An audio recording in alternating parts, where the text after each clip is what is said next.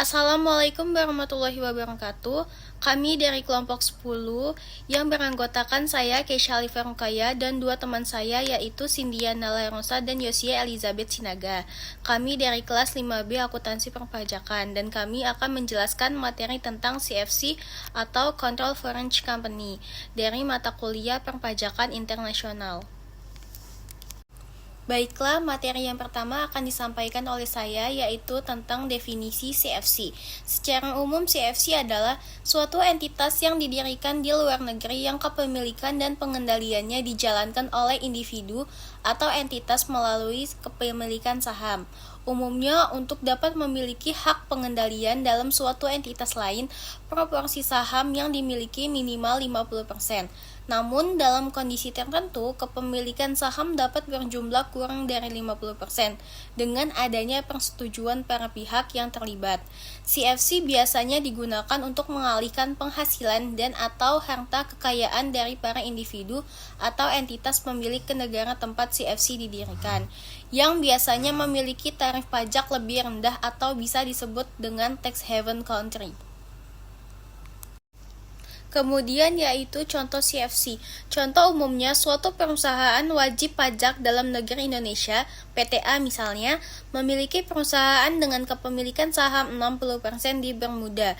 Sebut saja PTB. PTA nantinya akan mendapat penghasilan dari PTB dalam bentuk dividen.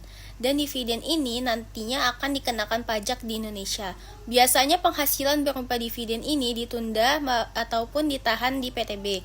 Akibatnya penghasilan ini ikut dikenakan pajak di Bermuda yang notabene negara tax haven dengan tarif pajak rendah, sehingga Indonesia kehilangan potensi penerimaan pajak.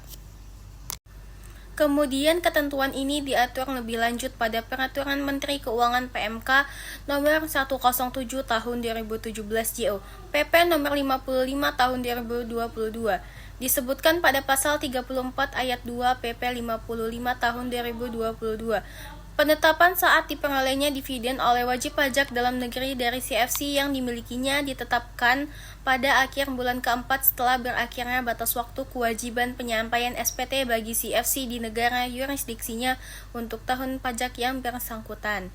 CFC ini dibuat sebagai salah satu bentuk penghindaran pajak tax avoidance dengan cara menunda pengakuan penghasilan yang modalnya berasal dari luar negeri yang nantinya akan dikenakan pajak di dalam negeri. Selain itu, CFC bisa digunakan untuk menunda pembayaran dividen sehingga pemungutan pajak atas dividen bisa tertunda. Kemudian ketentuan ini diatur lebih lanjut pada Peraturan Menteri Keuangan PMK Nomor 107 Tahun 2017 JO, PP Nomor 55 Tahun 2022. Disebutkan pada pasal 34 ayat 2 PP 55 Tahun 2022, penetapan saat diperolehnya dividen oleh wajib pajak dalam negeri dari CFC yang dimilikinya ditetapkan pada akhir bulan keempat setelah berakhirnya batas waktu kewajiban penyampaian SPT bagi CFC di negara yurisdiksinya untuk tahun yang bersangkutan.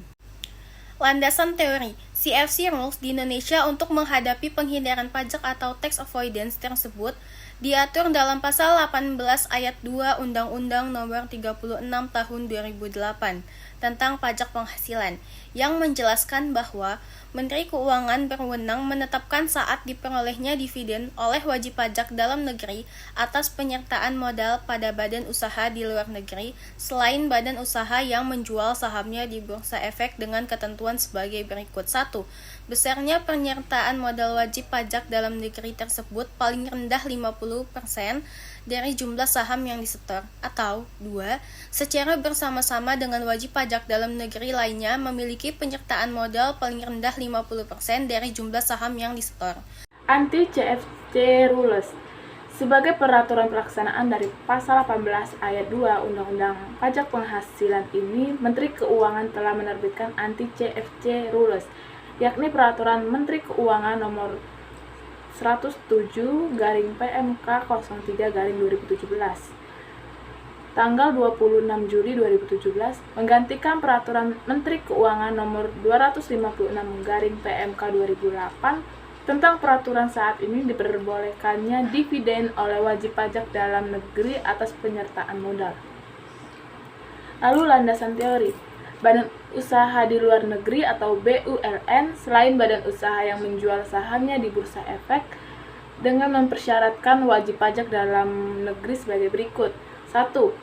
Wajib pajak dalam negeri memiliki penyertaan modal langsung paling rendah 50% dari jumlah saham yang disetor pada BULN non-bursa atau secara bersama-sama dengan wajib pajak dalam negeri lainnya memiliki penyertaan modal langsung terhadap non-bursa.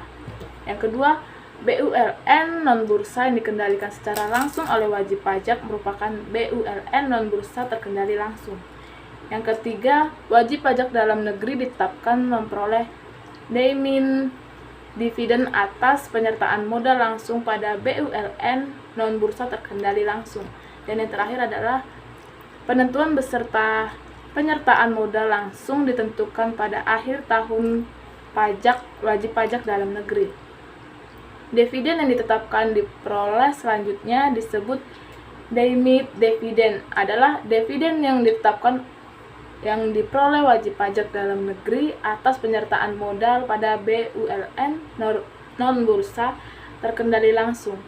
Badan usaha luar negeri non-bursa yang selanjutnya disebut BULN non-bursa adalah badan usaha luar negeri selain badan usaha yang sahamnya diperdagangkan di bursa efek. Lalu dimin dividen.